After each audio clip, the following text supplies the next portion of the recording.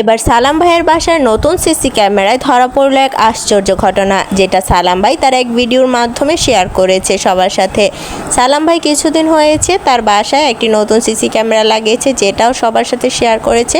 তবে রিসেন্টলি একটা ভিডিওতে সালাম ভাই শেয়ার করেছে যে তাদের সিসি ক্যামেরায় ধরা পড়েছে যে তারা এবং তালিম তাদের বাসার সামনে এসেছিল, কিন্তু তাদের বাসায় আসেনি। সেই জন্যই মন খারাপ করে শম্পা আপু এবং সালাম ভাইয়ের মেয়ে আয়াত একটা ভিডিও পোস্ট করেছে এবং একটা পোস্টে লিখেছে, তারাকে আমি আমার বোনের মতো দেখলেও তারা আমাকে কখনো ভাই হিসেবে দেখেনি। যদি ভাই হিসেবে দেখতো তাহলে অবশ্যই সে আমার বাসায় আসতো।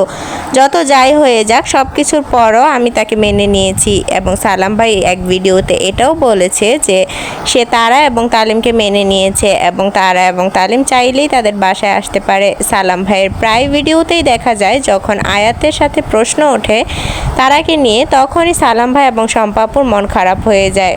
তবে সালাম ভাইয়ের মেয়ে আয়াত বারবার তারার কথা জিজ্ঞাসা করলেও সালাম ভাই কোনো উত্তর দেয় না এবং সালাম ভাই শুধু বলে যে তোমার তারা আন্টি চলে গিয়েছে।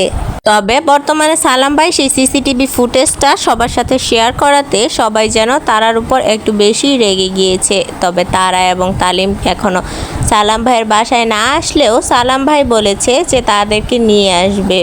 তবে তারার ফেসবুক পেজে হয়তোবা আপনারা দেখতে পাবেন যে তারা সালাম ভাই এবং শম্পাপুকে নিয়ে বিভিন্ন ধরনের পোস্ট করে। যে সালাম ভাই এক ভিডিওতে জানিয়েছে যে পর মানুষ কখনোই আপন হয় না। তো ভিউয়ার্স, আজকের ভিডিওটা এই পর্যন্তই। আশা করছি আপনাদের সবার কাছে অনেক বেশি ভালো লেগেছে। যদি ভালো লেগে থাকে দয়া করে চ্যানেলটাকে সাবস্ক্রাইব করে দিবেন। আল্লাহ হাফেজ। আপনারা ভালো থাকবেন, আমাদের জন্য দোয়া করবেন।